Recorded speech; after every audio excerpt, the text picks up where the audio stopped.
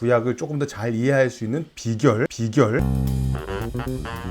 오늘 제목이 구약을 잘 이해하고 싶어요. 비결이 있을까요? 인데요. 구약을 생각해 보면 우리 신앙에 이게 필요 없는 것 아닌가라는 생각하는 경우도 많은 것 같습니다. 하지만 복음을 온전히 이해하려면 구약이 매우 중요합니다. 구약 없이 신약만 읽는다는 것은 2시간짜리 영화에서 맨 마지막 20분만 보는 것과 비슷해요. 그러다 보니까 뭔가 재미는 있는데 왜 이렇게 여기까지 이야기가 흘러왔는지 금방 이해하기가 어렵습니다. 그리고 또 이 구약은 예수님의 성경이지요. 그래서 예수님이 누구신지 또 어떤 일을 하셨는지를 이해하는데 꼭 필요합니다. 그래서 이 구약을 잘 읽고 싶을 때 저희가 한 3가지 정도 맥락을 고려하게 되는 것 같습니다. 역사적 맥락, 문학적 맥락, 그리고 성경적 맥락입니다. 오늘 이 3가지 맥락을 통해서 구약을 조금 더 잘 이해할 수 있는 비결, 아닌 비결을 같이 이야기하고 싶은데요. 사실 요거 그대로 얘기하면 좀 딱딱하기 때문에 제가 다른 틀 안에 이것들을 같이 담아 보았습니다. 구약이 부담스러운 8가지 이유.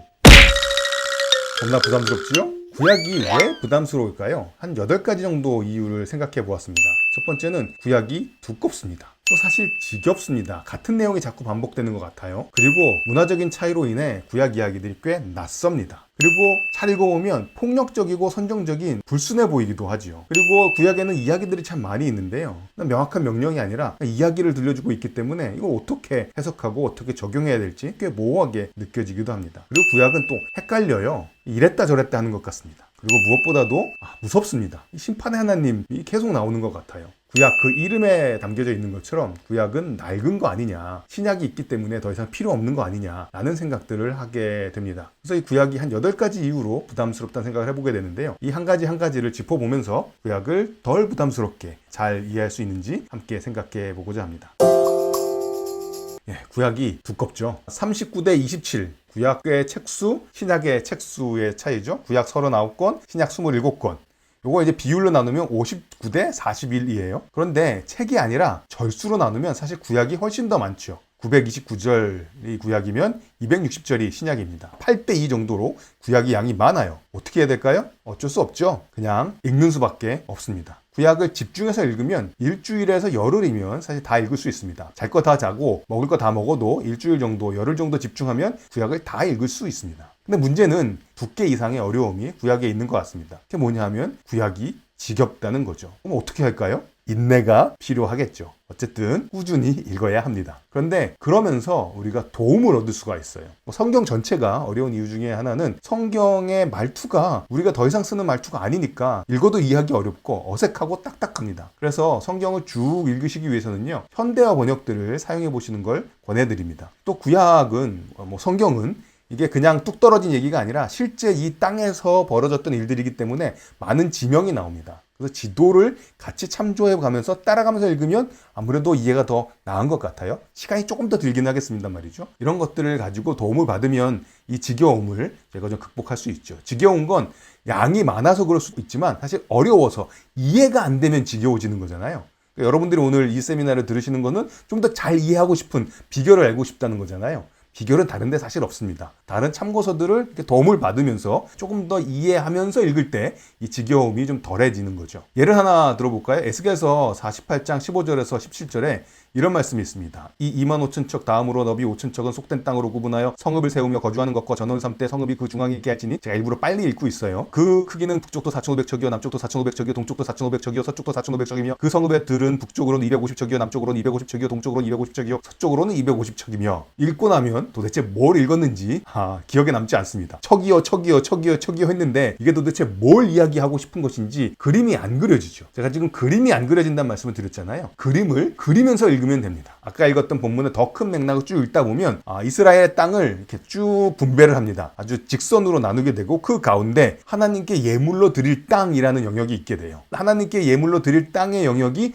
어떻게 구성되어 있는지를 방금 몇 척이요 가지고 그려놨습니다. 이 그림을 보게 되면요, 예물로 드릴 땅이라는 부분이 있는데 그 땅은 꽤 세 구역으로 나눠지게 됩니다. 지금 핑크로 그려진 곳이 레위 사람들에게 주는 땅이고요, 가운데 파란색으로 되어 있는 부분이 제사장이 있는 지역이 되는 거죠. 그리고 그 가운데 이제 성전이 있다라고 얘기를 하고요, 그 밑에는 그냥 속된 땅이라고 구별됐는데 그 속된 땅 가운데 또 성읍이 있습니다. 지금 초록색으로 된 게 성읍이죠. 그 성읍 둘레에 250척의 들이 있는 거죠. 그게 아까 읽었던 본문입니다. 본문에 따라서 그림을 그리고 나면 우리가 뭘 생각할 수 있냐면요, 이 땅은 하나님께 예물로 드릴 거룩한 땅입니다. 그런데 하나님께 예물로 드리는 그 땅 안에 사람들의 일상의 노동의 터전인 소위 속된 땅, 일반적인 땅이 들어가 있는 거예요. 그러니까 하나님께 예물로 드린다는 것은 여기 있는 제사장이 있는 땅이라든지 레위 사람들에게 주어진 소위 예배당으로만 생각되어지는 공간과 시간이 아니라 월요일부터 토요일까지의 일상의 시간과 공간이 하나님께 예물로 드려지는데 포함된다라는 것을 알 수 있게 되는 본문인 거죠. 그러니까 저희가 뭔가 반복되어지는 본문들이 있다면 그거를 여러 가지 도움을 받거나 여러분들 스스로 한번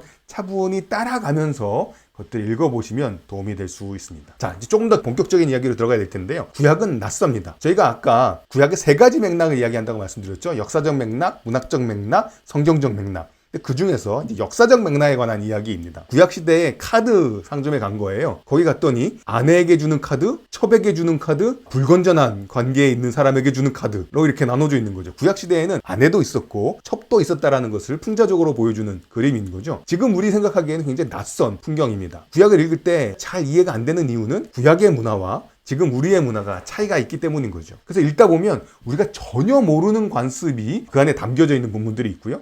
이거 지금 기준으로 봐서는 받아들이기 꽤 어렵다. 이거 곤란한데? 라고 느껴지는 문화들도 있습니다. 그리고 또 흥미로운 건 이거 내가 알아! 라고 생각하지만 사실은 그게 아닌 문화들도 있는 거죠. 한번 저희가 그 예들을 좀 확인해 보도록 하겠습니다. 첫 번째로는 창세기 15장 17절에 보면 이런 말씀이 있어요. 그가 이르되 주 여호와여 내가 이 땅을 소유로 받을 것이 무엇으로 알리까? 여호와께서 그에게 이르시되 아브라함에게 이르시되 나를 위하여, 하나님 자신을 위하여죠, 3년 된 암소와 3년 된 암염소와 3년 된 순양과 산비둘기와 집비둘기 새끼를 가져올지니라. 그러고 나서 어떻게 하냐 하면 아브라함이 그 모든 것을 가져다가 중간을 쪼개고 그 쪼갠 것을 마주 대하여 놓고 그 새는 쪼개지 아니하였다. 이렇게 나옵니다. 그럼 쪼갠 다음에 아브라함이 깜빡 잠들어 버려요. 그랬을 때 해가 져서 어두울 때 연기나는 화로가 보이며 타는 횃불이 쪼갠 고기 사이로 지나갑니다. 이게 도대체 뭔가요? 이 얘기는 주전 8세기 언약 규정을 상기시킬 만한 본문인 거죠. 주전 8세기에 있었던 언약 규정에 보면 이런 기록이 있습니다. May God make me like this animal. 신이 나를 이 동물처럼 만들기를 기원한다. If I do not fulfill the demand of the covenant. 내가 언약의 요구를 다 만족하지 못하면 신이 나를 이 동물들처럼 쪼개도 된다. 라는 얘기를 하고 있는 거죠. 근데 그 창세기 본문에서는 이 쪼갠 동물 사이로 아브라함이 지나가면서 이런 맹세를 한 게 아니라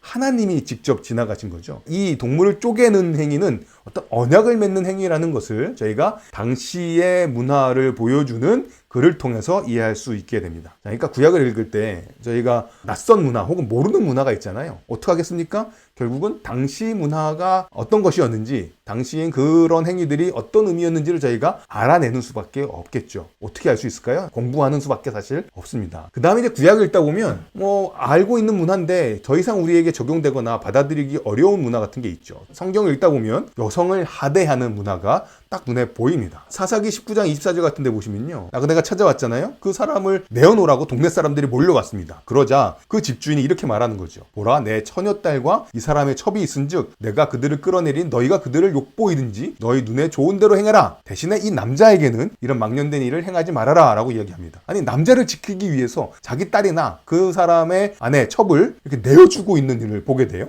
말이 안 되잖아요. 손님을 대접한다고 이런 일들을 했단 말이에요. 손님의 명예를 지켜준다고. 이게 그럼 우리가 지금 따라야 된다는 말인가? 이런 고민이 막 드는 거죠. 사실 이거 외에도 노예제도도 그렇고요. 사실 여성의 지위가 구약 같은 경우에는 남성의 소유물처럼 여겨졌습니다. 그런 문화들은 우리가 받아들이기 굉장히 어려운 문화들이죠. 근데 그런 문화들이 구약에 기록되어 있고 하나님의 말씀에 구약에 있다면 그것이 우리에게 규범이 돼야 되나? 우리가 그렇게 해야 되나? 라는 생각을 할 수도 있는 거죠. 또 이런 것도 있습니다. 우리가 알고 있다고 생각하지만 사실상 잘못 알고 있는 거죠. 사사기서 9장 45절에 보시게 되면 소금을 뿌립니다. 아비멜렉이 그날 종일토록 그 성읍을 쳐서 마침내 점령하고 거기 있는 백성을 죽이며 그 성읍을 헐고 소금을 뿌리니라. 아비멜렉이 한 성읍을 점령하고 나서 거기다 소금을 뿌려요.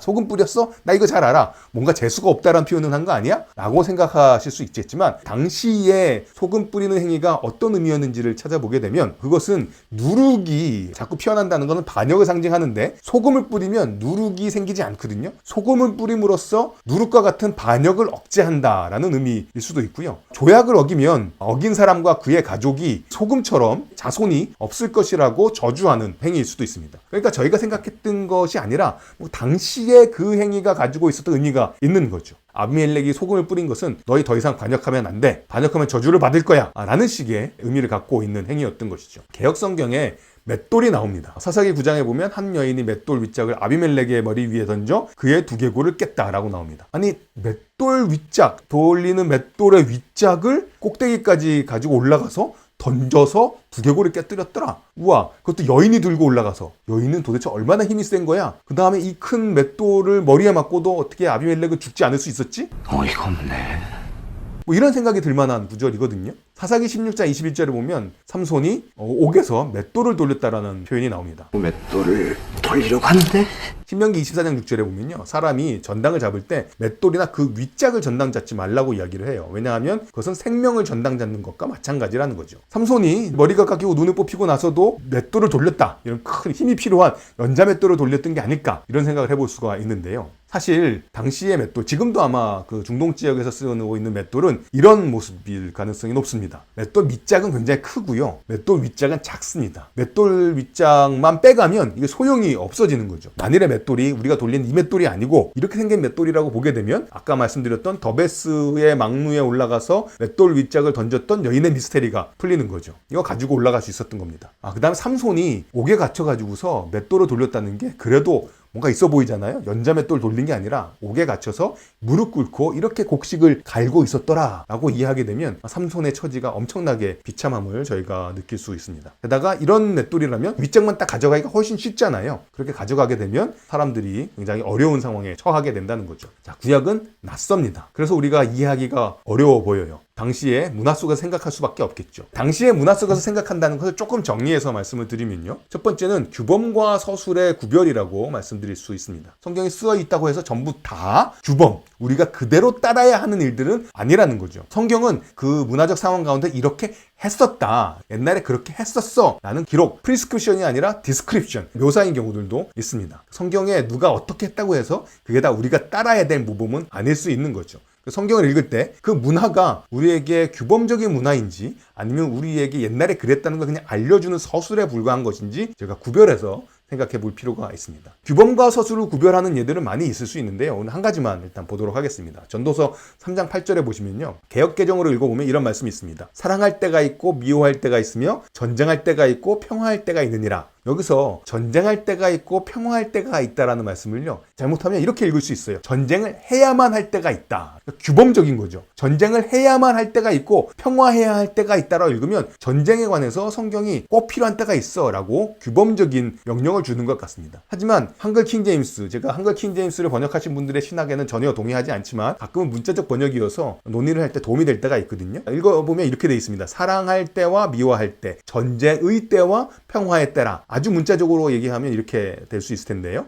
타임 오브 워인 거죠. 전쟁을 해야 되는 때가 아니라 전쟁이 벌어지는 때도 있다라고 읽을 수 있는 거죠. 두 번째 구절, 전쟁의 때와 평화의 때를 규범이 아니라 서술로 읽은 게 되죠. 전쟁을 해야 하는 때가 있다 라는 게 아니라 전쟁을 하는 때도 있다라는 그냥 우리가 닥치는 사실에 대한 서술인 거죠. 그래서 우리가 규범과 서술을 구별하는 것이 우리가 받아들이기 어려운 문화들을 이해할 때 필요한 개념 중에 하나가 됩니다. 그 다음에 이제 통제하에 관용이라는 개념이 있는데요. 당시의 문화 가운데 관용된 것들이 있습니다. 하지만 무작정 관용하는 게 아니라, 즉 예를 들면 노예제나 여성의 지위 문제에 있어서 당시의 문화를 그냥 인정해 줍니다. 하지만 무작정 다 받아주는 것이 아니라 그것이 가지고 올 치명적인 잘못들을 여러 가지 율법들을 통해서 통제한다는 것이죠. 그게 당시의 문화를 다루었던 구약의 방식이기도 합니다. 노예제가 당시의 문화였죠. 하지만 그걸 그냥 둔 게 아니라 그것들 나름대로 컨트롤 혹은 퀄리파잉 하고 있는 거죠. 지금 노예가 있었습니다만 6해 동안 섬겼으면 7째 해에 자유롭게 해줘야 되는 거죠. 게다가 그냥 가! 라고 아무것도 없이 보내는 게 아니라, 그럼 뭐 사실 먹고 살 일이 막막하잖아요. 그게 아니라 빈손으로 가게 하면 안 된다고 말합니다. 내 약물이 중에서 또 타작마당에서 또 포도주 틀에서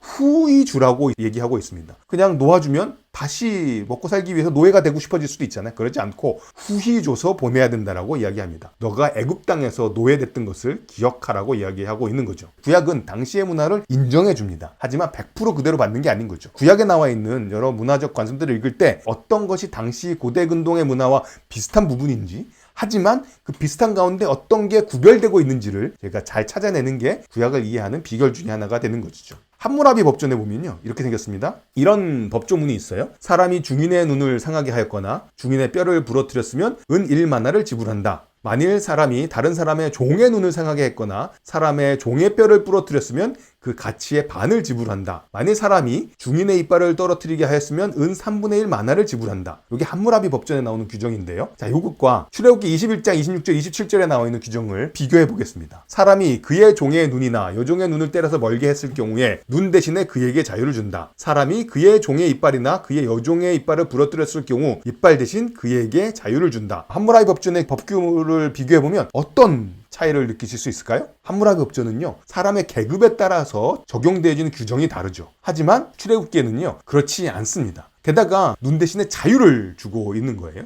그래서 이빨의 경우에도 이빨 대신 그에게 자유를 준다고 이야기를 하고 있습니다. 법조문에 있어서 계급에 대한 차별이 당시 문화보다 훨씬 없고요. 그 인간에 대한 존엄성은 훨씬 더 높이고 있는 것을 볼 수 있습니다. 왜 그러냐 하면 창세기 1장 26절 27절에 보면 사람이 하나님의 형상으로 지음받았다는 이야기가 나오잖아요. 구약 성경은 모든 사람이 하나님의 형상이다라는 아주 근원적인 고백 위에 서 있는 말씀인 거죠. 당시 문화 이해하기 어려워요. 하지만 그것들을 보면서 우리가 차이가 뭐가 있는지를 구별해내는 게 굉장히 중요합니다. 특별히 율법서들 같은 게 그런 거죠. 그래서 구약의 율법을 이해하는 데 있어서 고대 근동의 다른 율법과 비교할 때 두 가지 특징이 항상 있는 거죠. 비슷한 점이 있습니다. 하지만 다른 점이 있습니다. 이것들을 구별해내는 게 구약을 이해하는 데 굉장히 중요한 지점이 됩니다. 구약에는 율법 말고도 예언서가 있죠. 읽어도 무슨 얘기인지 사실 잘 이해하기가 어렵죠. 그런 이유는요, 그 예언이 말이 되는 아주 구체적인 역사적 배경이 있기 때문에 그렇습니다. 그래서 저희가 이 예언서를 잘 이해하려면 이스라엘의 역사를 공부할 필요가 있어요. 그래서 예언자들의 활동이 이스라엘 역사 가운데서 어느 시점 때 벌어졌는지를 잘 파악해야 됩니다.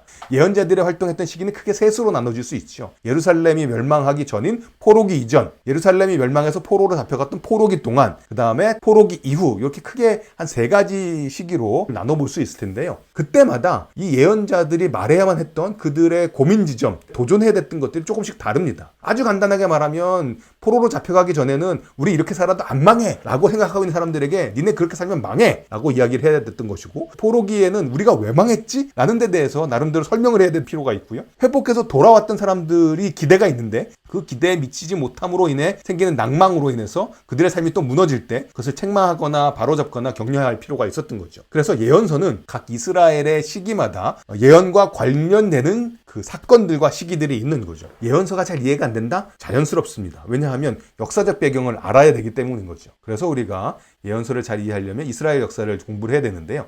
이스라엘 역사에 관해서 쓴 여러 책들이 많이 있는데요. 한 권만 딱 골라서 추천하라 그러면 저는 이스라엘의 성경적 역사라는 제목으로 번역된 책을 추천해드리고 싶습니다. 사실 조금 어려운 책일 수도 있거든요. 그래서 더 쉽게 가고 싶다 그러시면 성경 연구 입문이라는 책도 있습니다. 성경의 목적, 성경의 지리, 그 다음에 성경 이야기 해서 구약 역사를 쭉 정리해 놓고요. 신약 역사도 정리하고 있습니다. 구약만 다루는 책은 아니죠. 이 책은 아주 입문서예요. 그러면 성경 연구 입문인 거죠. 구약 역사를 잘 이해할 때 구약의 예언자들의 배경을 저희가 알 수 있습니다. 자, 지금 어떤 맥락 가운데 이야기를 하고 있는지 짚어보겠습니다. 구약이 부담스러운 8가지 이유를 이야기하고 있죠. 그 중에 세 번째가 구약은 낯설다예요. 이 낯설을 어떻게 극복할 것인가? 당시의 문화를 잘 이해하면 된다. 당시의 배경을 이해하면 된다라는 거죠. 이게 제가 말씀드렸던 세 가지 맥락 중에 역사적 맥락이 되는 거죠. 자, 그러면 배경을 설명하는 책을 봐야 되겠죠. 그래서 IVP 성경 배경 주석이라는 책이 있습니다. 아까 제가 소금 뿌리는 것에 관해서 설명해 드렸잖아요. 그게 여기 나와 있는 배경 주석에서 공부해낸 내용이 됩니다. 배경이라는 말이 있진 않지만 일반적인 성경 주석이 있고, 또 최근에는 이 성경 주석이 이렇게 책들별로 나눠서 재출판이 됐거든요. 그래서 성경을 이해하기 위해서는 좀 깝깝하더라도 공부라는 작업이 필요하다. 이거는 Illustrated Bible Background Commentary예요. 한국말로는 번역이 되지 않았습니다만 사진까지 들어가 있습니다. 좀 더 입체감 있게 생생하게 읽으실 수가 있고요. 고대근동 문헌 보았잖아요. 함무라비 법전 같은 거. 이거 어디서 찾을 수 있냐? 그런 고대근동의 글들을 모아놓은 고대근동 문학선집이라는 책이 있고요. 창세기 1장과 고대근동 우주론. 창세기를 읽으면서 창조나 진화냐 뭐 이런 고민들 많이 있잖아요. 그것들을 잘 이해하는 중요한 방법 중에 하나는 창세기를 당시 사람들의 사고방식 내에서 이해하는 것입니다. 그러기 위해서는 당시 사람들의 우주론이 어땠는지를 비교하면서 읽을 필요가 있겠죠. 낯선 그 구약을 잘 이해하는 방법은 우리가 그 사람들처럼 생각하는 것입니다. 그 사람들처럼 생각하기 위해서 당시의 문화가 어땠는지를 저희가 여러 가지 자료들을 통해서 배우게 되는 거죠. 조금 어려운 책들을 소개시켜드렸다면 다시 좀 가벼운 책으로 돌아가게 되면, 그렇다고 허술하게 쓰여진 책은 절대 아니고요. 뒷골목 풍경 시리즈가 있습니다. 성서에 나와 있는 사람들은 어떤 사람들이었는지, 이스라엘의 언어는 히브리어는 어떤 건지, 당시 지리는 어떤지, 장례, 농사, 전쟁, 여가 활동, 결혼 풍습, 어떤 걸 먹고 살았는지, 어떤 걸 입었는지, 성경에 나와 있는 남성과 여성의 모습에 관한 것들, 당시의 정치는 어땠는지, 율법은 어땠는지, 이런 것들을 굉장히 잘 읽히게 쓰여진 책이 있습니다. 그 다음에 사실 지도도 여러분들이 보셔야 될 필요가 있고요. 자, 그런데 이런 것들을 여러 권 사는 게 너무 힘들잖아요. 그럴 때 한 권으로 해결하겠다. 스타디 바이블이라는 것이 있습니다. 지금 계속 제가 공부해야 된다는 얘기를 하고 있는 셈인데요. 다른 비결이 사실 없어요. 그래서 일단 역사적 배경을 이해하는 데는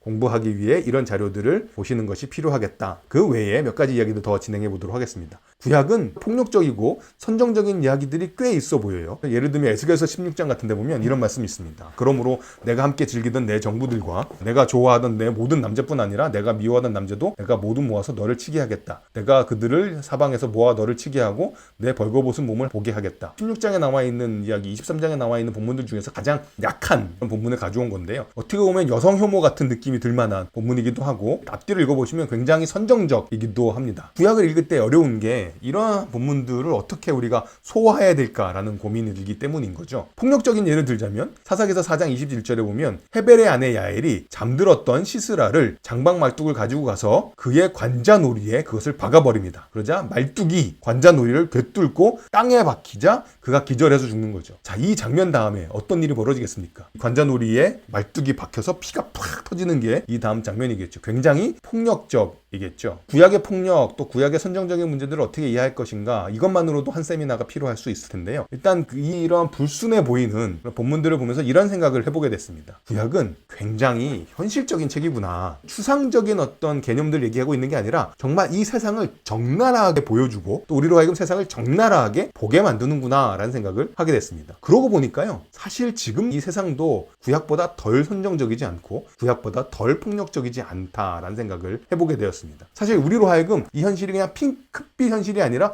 어떻게 보면 핏빛 현실이라는 것을 알게 하는 것이 구약의 힘이다라는 생각을 해보게 됩니다. 다섯 번째, 구약이 부담스러운 이유. 구약 중에서 특별히 이야기가 모호하다는 거예요. 구약에 보면 십계명 같은 명령도 있지만 그런 명령이 아닌 가치 판단이 쉽지 않은 이야기들이 너무 많아요. 도대체 이 이야기에서 누가 제대로 행동한 것인지, 누굴 비판할 수 있는 것인지, 누구를 따라갈 수 있는 것인지, 그런 문제들이 그렇게 단순하지는 않습니다. 자, 이거를요, 저는 구약의 이야기들 읽을 때 좀 특별한 방법이 필요하다는 생각을 하게 돼요. 그걸 저는 실존적 공명, 좀 말이 어렵죠. existential resonance라는 표현을 쓰고 싶은데요. 구약을 읽으면서 어떠한 규칙들이나 명령을 찾으려고 하게 되면 이게 딱 떨어지지 않는 듯한 느낌이 든다는 거죠. 그럴 때 구약의 이야기들은 우리에게 어떤 힘으로 다가오냐 하면 추상화된 규칙들이 아니라 그 이야기 가운데서 나를 만나게 하는 거죠. 사실 우리도 완벽하게 죄인이거나 완벽하게 의인이거나 그렇지 않잖아요. 우리도 그것들이 섞여 있습니다. 구약 이야기 안에 있는 그 사람들의 섞여 있는 그 모호한 삶의 모습이 나의 이야기임을 깨달게 될 때 그 가운데 어떠한 힘이 생기는 것 같습니다. 두 가지 그림을 잠깐 보여드리는데, 오른쪽 그림은 저 때문에 가려졌을 텐데요. 자, 오른쪽 그림과 왼쪽 그림의 차이가 뭐가 있을까요? 오른쪽 그림은요, 소실선이라고 그러는 게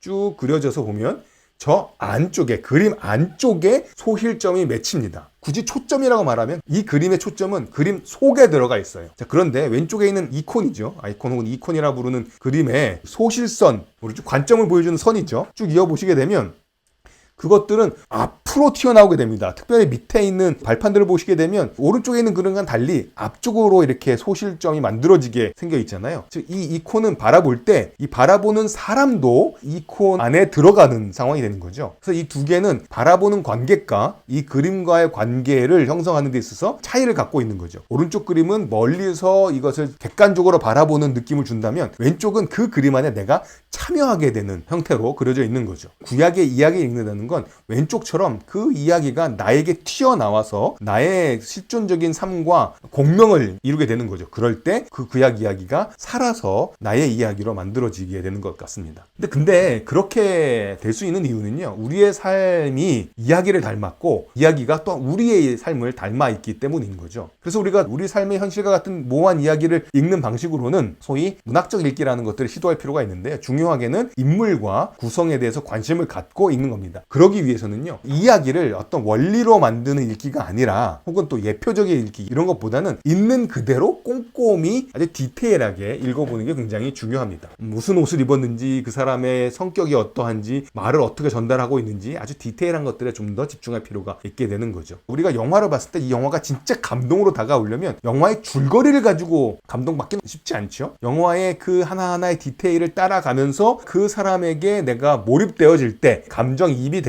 때 그 영화가 생생하게 살아오고 우리에게 감동을 주지요. 성경 이야기도 마찬가지인 거죠. 단순한 요약 줄거리가 아니라 그 사람에게 내가 이입되어 갈 때 성경의 이야기가 나에게 다가오게 됩니다. 구약은 또 헷갈려요. 너무 다양합니다. 이랬다 저랬다 하는 것 같아요. 다윗의 인구조사에 관해서 사무엘하 24장은 하나님께서 진노하셨기 때문이다 라고 이야기를 하는 반면에 역대상에서는 사단이 다윗을 격동했다 라고 이야기를 하고 있어요. 같은 사건의 이유가 다르게 설명되고 있는 거죠. 역대상과 사무엘하의 또 다른 본문을 보게 되면 그 성전을 지으라는 신탁을 주실 때 역대상에서는 그 성전과 그 왕국을 내 집과 내 나라라고 표현하는 반면에 사무엘하에서는 내 집, 내 나라 라고 표현하고 있어요. 내 집, 내 나라는 여호와의 집과 여호와의 나라라는 표현인데 사무엘서에서는 그것을 다윗의 집과 다윗의 나라라고 이야기하고 있습니다. 같은 사건인데 다르게 이야기하고 있잖아요. 다양한 거죠. 구약 성경이 어려운 이유 중에 하나는 이랬다 저랬다 하는 너무 다양한 관점들이 있는 것 같아 보이기 때문이거든요. 자, 그럴 때 우린 이걸 어떻게 다루어야 할까라는 것이죠. 사실 이 다양성이라는 것은요, 성경 자체의 특징인 겁니다. 다양성이 어려운 이유는 이러한 것과 저러한 것을 통일해내고 싶은데 통일이 잘 안 되기 때문인 거죠. 역대기하고 열왕기 같은 경우에 그 두 개를 조화시키려고 하는데 조화가 잘 안 돼요. 이럴 때는 그게 다른 관점에서 이 사건을 묘사하고 있다, 설명하고 있다라는 그 다양성을 인정해 줄 필요가 있습니다. 다양한 관점을 갖고 있다고 해서 성경의 권위가 무너지는 게 아니라는 거죠. 그렇기 때문에 다양성은 부인할 게 아니라 이것을 이렇게도 생각하고 저렇게도 생각하는 가운데서 우리가 얻을 수 있는 통찰은 뭘까? 이거를 생각하는 게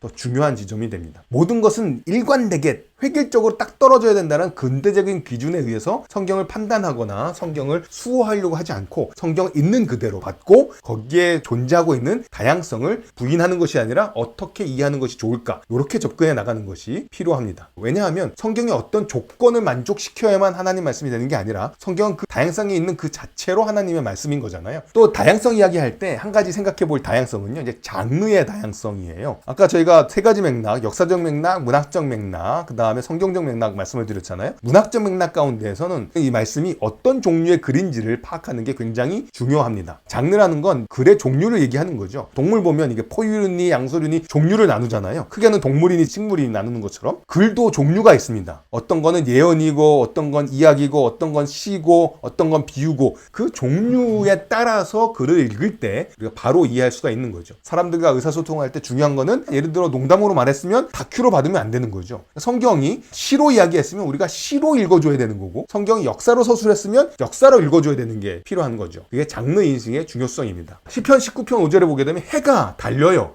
뭐야? 성경이 천동설을 얘기하고 있네? 이건 시인 거죠. 사사기 9장 8절부터 15절을 보시면요, 나무들이 막 말해요. 감람나무, 포도나무, 가시나무들이 막 왕이 되어달라, 안 할 거야, 나 왕 될래, 뭐 이러면서 나무들이 이야기를 합니다. 사사시대에는 그럼 나무가 말했단 건가? 그런 게 아닌 거죠. 이거는 요담의 비유인 거죠. 앞뒤 맥락에서 이 비유라는 것을 제가 알 수 있기 때문에 성경에서 나무가 말하고 있음에도 불구하고 우리는 사사시절에 나무가 말했다고 생각하지 않는 거죠. 장르가 비유이기 때문인 거죠. 어떤 경우에는 장르가 좀 명확하게 잘 드러나는 반면 어떤 데는 그 장르를 우리가 먼저 잘 파악해야만 되는 경우들이 있는 거죠. 대표적으로는 창세기 도대체 1장부터 11장, 짧게는 1장부터 2장, 3장이 어떤 종류의 글이냐에 따라서 창세기 1장부터 3장, 1장부터 11장을 읽는 방식과 이해하는 방식이 차이가 나게 됩니다. 구약을 잘 이해하는 비결 중에 하나는 우리가 읽고 있는 본문이 어떤 종류의 글인지를 먼저 파악하고 시작한다가 됩니다. 그러다 보니까요, 우리가 글을 읽는 능력은 많은 부분 장르를 인식하는 능력이라고도 말할 수 있습니다. 신명기에 보면 이런 말씀이 있어요. 너는 마음을 다하고 뜻을 다하고 힘을 다하여 내 하나님 여호와를 사랑하라. 그런데 사람들이 신명기의 장르가 뭔지에 관해서 많은 고민을 했습니다. 신명기를 읽어보면요, 역사적 개관, 도덕적 충고, 의식법, 저주, 시,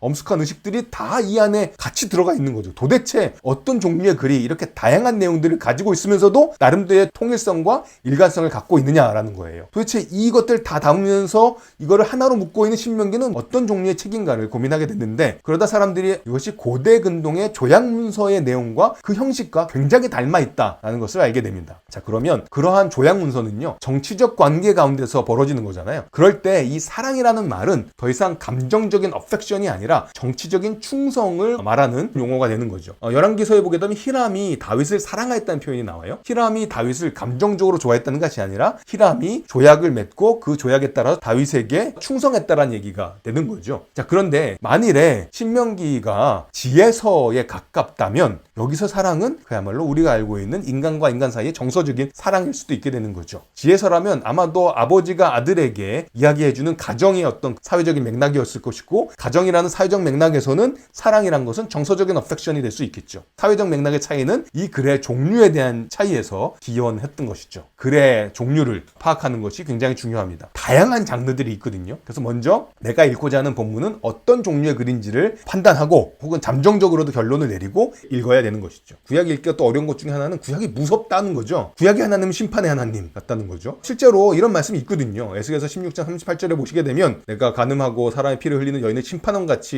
이를 심판하여 진노의 피와 질투의 피를 내게 돌리고, 42절 보면 분노하시고 질투하시는, 그리고 중간에 제가 읽지 않았습니다만 어떤 식으로 그들을 부끄럽게 벌할 것인지에 대한 아주 적나라한 표현들이 가득 차 있는 거죠. 무섭습니다. 이거 제가 차마 읽기 어려워요. 오싹오싹한 거죠. 자, 그런데 같은 에스겔서에도 이런 말씀들이 있습니다. 너희는 너희가 범한 모든 죄악을 버리고 마음과 영을 새롭게 할지어다. 이스라엘 족속아, 너희가 어찌하여 죽고자 하느냐. 죽을 수밖에 없는 그런 잘못을 한 이스라엘에게 하나님이 이렇게 말씀하십니다. 죽을 자가 죽는 것도 내가 기뻐하지 아니하노니 너희는 스스로 돌이키고 살지니라. 33장 11절이에요. 악인이 죽는 것을 기뻐하지 아니하고 악인이 그의 길에서 돌이켜 떠나 사는 것을 기뻐한다. 이게 하나님의 깊은 심정이라고 이야기를 하고 있는 거죠. 분명히 하나님께서 심판하시는 말씀이 있습니다. 하지만 구약을 잘 읽어보면 하나님의 그 심판의 마음 더 깊은 데는 제발 돌이켜서 살았으면 하는 하나님의 절절한 마음이 담겨져 있는 거죠. 자, 이러한 심판의 말씀들을 그렇다면 우리가 어떻게 이해할 수 있냐 하면 16장 앞의 맥락을 좀 보게 되면요, 이스라엘이 하나님의 은혜를 얼마나 배반해버렸는지를 알 수 있습니다. 보여드릴 사진이 하나 있는데요. 이 사진은 조금 충격적이기도 하고 약간의 이제 시청자에게 조심할 건지 부탁드리는 사진인데요. 왜냐하면 좀 벌거벗은 모습이 좀 있어서 그렇습니다. 월남전 때 한 소녀가 전쟁의 어려운 가운데 도망치는 그런 모습이 그려져 있는 사진이잖아요. 에스겔서 16장을 읽어보면 이스라엘이 이런 소녀와 같은 처지였습니다. 길가에 버려져 가지고서 더 이상 아무도 거들떠보지 않고 그냥 막 피투성인 채로 남겨져 있는 그 이스라엘을 하나님 거두셔서 씻기고 강보로 싸서 키우신 거죠. 아주 아름답게 입히고 자라게 합니다. 그런데 그렇게 하나님께서 주셨던 아름다움을 가지고 그 이스라엘이 하나님을 배반하게 되는 거죠. 사진의 주인공 여인이 나중에 자기의 경험들을 이렇게 이야기하는 그런 모습들을 찍은 사진인데요. 앞에 아까 보셨던 그 사진이 있는 거죠. 제가 이 두 사진을 보여드리는 이유는 에스겔서 16장에 보면 그 피투성이로 버림받았던 이스라엘 모습과 하나님께서 입히시고 씻기시고 그래서 키워서 얼마나 영화롭게 된 이스라엘의 모습의 대조가 이 한 장의 사진에 느껴볼 수 있을 것 같은 것이죠. 저 안에 있던 사람이 저 바깥에 있는 사람으로 바뀐 것 같은 것이 이스라엘이 하나님의 은혜 가운데 경험했던 변화였습니다. 그런데 그 이스라엘이 하나님을 배신한 거죠. 부와 영화로움을 가지고 다른 사람과 연애를 한 것이죠. 그러니 하나님의 질투와 분노가 있었던 것입니다. 그래서 하나님의 심판의 맥락은요, 그 하나님의 관계 가운데서 우리가 생각해 볼 필요가 있는 거죠. 심판의 하나님과 생각해 보게 되면 당장 대조되는 것이 구약의 진노의 하나님, 신약의 사랑의 하나님인 거잖아요. 그래서 이런 질문을 하게 되는 거죠. 구약에 나오는 사랑의 하나님과 신약에 나오는 엄한 하나님을 어떻게 좋아할 것인가? 뭔가 말이 틀린 것 같죠? 하지만 사실 틀린 게 아니라 구약을 읽어보면 하나님이 그야말로 노하기를 더디하시고 자비롭고 은혜로운 분이라는 게 꽤 많이 나옵니다. 구약의 하나님은 다 심판의 하나님으로 느껴지는군요. 구약을 잘 안 읽어서 그렇다는 거죠. 자비롭고 은혜롭고 노하기를 더디하시고 인자와 진실이 많은 하나님 출애굽기에 나오죠. 시편 103편 여호와는 긍휼이 많으시고 은혜로우시며 노하기를 더디하시고 인자하심이 풍부하시고 주께서는 용서하시는 하나님이시라. 요나가 니느웨 가기 싫었던 거죠. 왜냐하면 하나님은 은혜롭고 자비롭고 공의로우셔서 뜻을 돌이켜 재앙을 내리지 아니하신 하나님을 요나가 알았기 때문에 가서 선포하면 느니웨 사람들이 회개할 텐데 나 그거 싫다 이렇게 생각했던 거잖아요. 사실 이런 말씀들은 굉장히 많이 있습니다. 아까 읽었던 말씀이죠. 죽을 자가 죽는 것도 기뻐하지 않는 것이 하나님의 속마음입니다. 제발 죽지 말아라. 어찌 죽고자 하느냐라고 외치는 것이 하나님의 구약의 하나님의 말씀이신 거죠. 계속 나오죠. 출애굽기 34장인 거죠. 반면에 신약의 예수님이요 의외로 무서운 말씀도 꽤 많이 하셨어요. 형제를 가지고 미련한 자라고 하면 지옥불에 들어간다. 우리가 구약이 무섭다라고 생각하는 건 사실 피상적인 이해라는 거죠. 구약이 부담스러운 마지막 이유? 구약은 낡은 거 아니냐는 거죠. 말 그대로 올드 테스트먼트라는 거죠. 그러다 보니까 이런 오해가 있는 거예요. 구약은 복음이 아니라 율법이다. 그러니까 이제 신약의 복음을 하는 우리들은 더 이상 율법에 매일 필요 없으니까 구약 볼 필요 없다. 하지만 구약의 앞에 토라라는 율법의 의미는요. 삶의 지침입니다. 어떤 방향으로 살아야 되는지를 우리에게 알려주는 거예요. 구약도 사실 은혜가 먼저인 거죠. 출애굽을 할 때 하나님이 이 율법을 먼저 주시고 이거 지키면 내가 구출해 줄게, 홍해 갈라 줄게가 아니라 은혜 가운데 홍해를 먼저 가르시고 그 은혜를 경험한 사람들이라면 이렇게 살아야 된다라고 이제 율법을 주신 거잖아요. 그 신약의 논리적 순서와 똑같습니다. 율법이라는 말의 히브리어는 토라인데요. 토라라는 단어는 야라라는 어근을 갖고 있는데요. 야라는 화를 쏟아 방향성이 있는 겁니다. 토라는 지키면 구원해 줄게가 아니라 구원한 백성이라면 이러한 방향을 갖고 살아야 간다라는 그런 삶의 지침인 것이죠. 복음을 아는 사람이 되었다고 해서 토라, 삶의 지침이 필요 없어진 게 아니라는 거죠. 성경에 보면 복음이라는 말, 좋은 소식이라는 말이 명시적으로 쓰여지는 본문들이 있는데요. 그중에 가장 대표적인 건 구약에 있어요. 이사야서 52장 7절을 보시면 좋은 소식을 전하며 평화를 공포하며 복된 좋은 소식을 가져오며 구원을 공포하며 시온을 향하여 이르기를. 여기 보면 복음이 무엇인지를 우리에게 명확히 보여줍니다. 복음은 그 이르는 내용인 거죠. 내 하나님이 통치하신다 라고 나오죠. 하나님이 다스리신다는 소식이 복된 좋은 소식입니다. 복음은 내 죄 사함을 받고 내 개인이 천국 가게 되었다는데 그치는 게 아닌 거죠. 하나님이 나의 삶뿐만 아니라 이 온 세상을 통치하고 계시다라는 소식, 그 선포가 복음의 선포입니다. 그런데 그게 평화에 대한 공포라는 거예요. 우리가 신약의 복음을 알고 있기 때문에 구약은 더 이상 필요 없다. 이게 아니라 구약을 읽을 때 우리는 온전한 복음을 이해하게 되는 거죠. 하나님의 통치가 어떠한 것인지 우리가 더 잘 알게 됩니다. 누가복음 2장 22절에 보게 되면 예수님이 태어난 지 7일째 될 때 율법에 따라서 마리아가 이제 비둘기를 가지고 제사하러 가게 됩니다. 비둘기를 가지고 제사하려고 했는데 이게 어떤 의미가 있을까요? 우리가 누가복음 2장 22절만 가지고서는 더 이상의 의미를 알기가 쉽지 않습니다. 그런데 여기 보게 되면 주의 율법에 쓴 대로라고 되어 있죠. 이 율법은 레위기 12장에 있는 말씀일 텐데요. 12장에 보게 되면 이제 아들이 태어나고 나서 일정 시간이 지나고 나면 정결 예식을 해야 되는데 그때 기본적으로는 1년 된 어린 양을 가지고 올라가라고 되어 있습니다. 그런데 8절에 보시면 어린 양을 바치기에 힘이 미치지 못하면 경제적으로 어렵다는 얘기죠. 그러면 어린 양이 아니라 산비둘기 2마리나 집비둘기 새끼 2마리를 가져다가 번제물로 해도 된다고 이야기하고 있습니다. 어떤 부모가 어린 양을 할 수 있는 경제적 능력이 있으면 그걸로 하지 않겠습니까? 능력이 있는데. 그런데 마리아는 비둘기를 가지고 올라갔다는 거예요. 그 얘기는 어린 양을 바칠 만한 경제적 능력이 없었다라는 것을 알 수 있게 되는 거죠. 누가복음 2장 22절만 가지고서는 알 수 없는 것을 저희가 레위기 12장을 통해서 정확한 상황을 파악할 수 있게 되는 거죠. 좀 더 본질적으로 구약은 예수님의 성경으로서 예수님이 자신을 생각했던 방식, 또 자신의 소명, 이런 것들을 이해하는 데 있어서 토대가 되었던 말씀인 거죠. 그렇기 때문에 우리가 예수님이 자기를 이해했던 방식대로 이해하려면 구약을 알아야만 하게 됩니다. 예수님이 자신을 누구로 생각하셨을까요? 성부 하나님께서 예수님께서 세례 받으셨을 때 하늘로부터 알려주신 대답이 있죠. 마태복음 3장에 있는 말씀이죠. 이는 내 사랑하는 아들이요 내 기뻐하는 자라. 이 말씀은요 구약의 여러 말씀들이 메아리 치고 있습니다. 이사야서 41장에 나와 있는 종의 노래, 내가 붙드는 나의 종, 내 마음에 기뻐하는 자, 기뻐한다는 표현이 나오죠. 시편 2편 7절에 보면 너는 내 아들이다 라는 얘기가 나옵니다. 그다음 창세기 22장 2절에 보게 되면 사랑하는 아들을 번제로 드리라고 이야기를 하고 있어요. 여기서 우리는 이 세 말씀이 마태복음 3장에서 함께 메아리 치고 있는 것을 느낄 수 있게 되는 거죠. 구약을 잘 안다면. 이 마태복음 3장 16절 17절 말씀을 들으면서 예수님은 그 종의 사명을 성취하기 위해 오신 분, 하나님의 아들의 위엄이 있으신 분, 하지만 하나님의 아들로서 제물이 되실 분, 이런 것들이 구약의 메아리를 통해서 우리가 알 수 있게 됩니다. 구약이 옛날 거기 때문에 더 이상 필요 없다라고 생각하는 것은